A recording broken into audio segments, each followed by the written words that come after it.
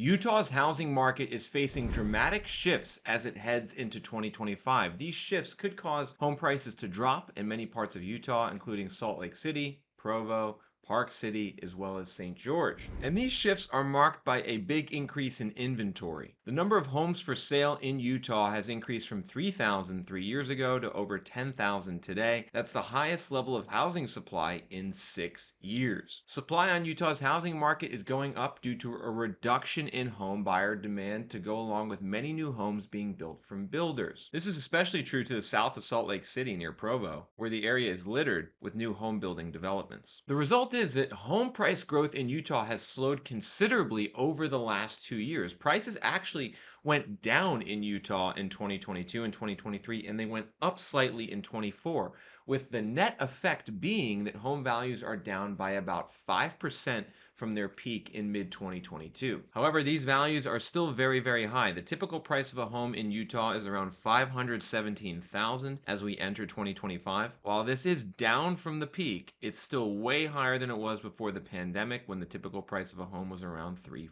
$350,000. And this lack of affordability in Utah is becoming a big problem for locals because, put simply, people cannot afford these crazy high prices, especially with mortgage rates near 7%. If you buy a house in Utah, particularly if you buy it near Salt Lake City, particularly if you buy it near Provo, your monthly payment is going to be around $4,000, $4,500 a month, maybe even more, which means your annual payment is going to be anywhere from $50,000 to $60,000 a year. Meaning that the only people who can really afford to buy those houses are households with incomes of 250 grand. We can see this lack of affordability presented in a statistic on Reventure app called the mortgage payment as a percentage of income. You can see in Utah, as well as a lot of the mountain areas of America, home buyers are having to pay over 40% of their median income to afford a house. Utah specifically is at 41%, while Salt Lake City is at 43%, Provo's at 39%, Ogden's at 37%, Heber County is at 59%, and St. George is at 50%. So we're talking really expensive prices relative to incomes all across the state of Utah. And so even with these initial declines in value, the affordability isn't really being returned to home buyers in any meaningful way, which is why home buyer demand has collapsed. And this is an important thing to understand if you're a home buyer in Utah, if you're an investor, or if you're a realtor, is that the demand levels in the market are down significantly from where they were at their pandemic peak, as well as they were before the pandemic. And this is important because the lower demand is actually good news if you're a buyer. It means that there's going to probably be more improvements in affordability into the future. But I suspect a lot of people don't totally know or understand that the demand has gone down so much. So I want you to take a look at this graph. It comes from Redfin, and it's the number of weekly adjusted home sales in Utah. And what's evident immediately on this graph is that the home sales, the demand from buyers has collapsed over the last 3 or 4 years. So at the end of 2024, we were at around 700 weekly adjusted home sales in Utah. Now that was up from where it was in 2022 and 2023, but it was down about 40% from its peak in 2020, and also down by about 27% from the pre-pandemic level of sales. And so this is really a jarring and shocking graph. The buyer demand in Utah is down 27% from where it was before the pandemic. In fact, Salt Lake City in particular has had one of the biggest drops in home buyer demand of any large county in America. You can see that Salt Lake County has the fourth biggest drop in demand, minus 36%, just behind Tampa, New Orleans, and Naples, Florida, and right ahead of Austin, Texas, and Travis County. And so the question is, are these big drops in buyer demand going to start to be felt in terms of lower prices in Utah's housing market in 2025? And if they are, what are the cities and counties where prices are going to drop? Now, to answer this question, everyone, I'm going to go to Reventure app and show you some home price forecasts for the state of Utah. But first, let's isolate Utah, only look at the state of Utah, and let's switch to county view so we can see all the different counties in the state. There's 29 counties in the state of Utah. And let's switch to a metric called home price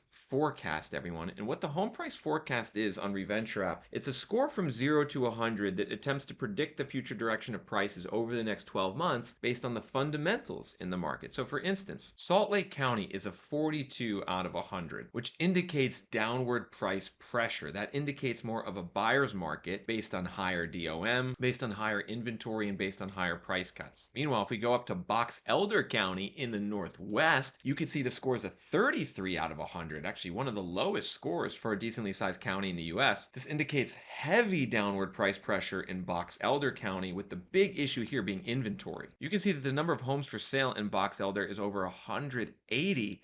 That is the highest level going back at least 7 years. And so if you see blue on this map, everyone, it indicates more of a downward price pressure, higher likelihood of declining prices in the next year. If you see red, that indicates more of a likelihood of stable or increasing prices. So we have some actual variation across Utah. Most of the counties, Reventure app is predicting price declines in 2025, but there are some counties where we're predicting continued stability or appreciation. And before getting into more of those forecasts, I want to talk about a special area in Utah that I know a lot of people have interest in.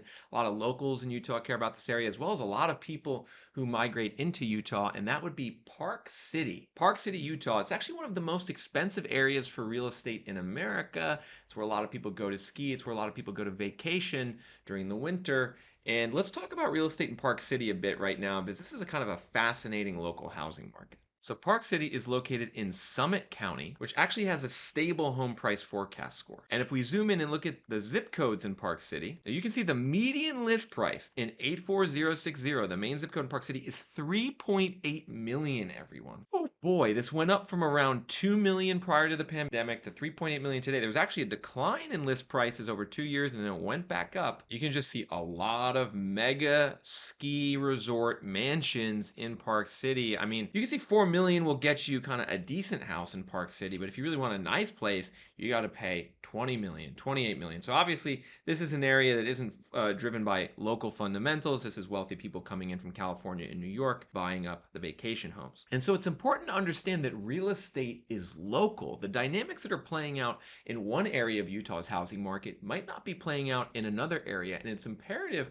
for you as a home buyer, investor, or realtor to understand the local trends in your city and zip code. And that's why I created this tool, Reventure app. You can see data at the zip code level for almost every area in America, and in particular, you could see my home price forecasts for your zip code. You can see how overvalued prices are in your area compared to long-term norms, as well as demographic data like population growth, median household income, and college degree rate. All of that data is accessible for you at www.reventure.app under a premium plan for the cost of $39 a month.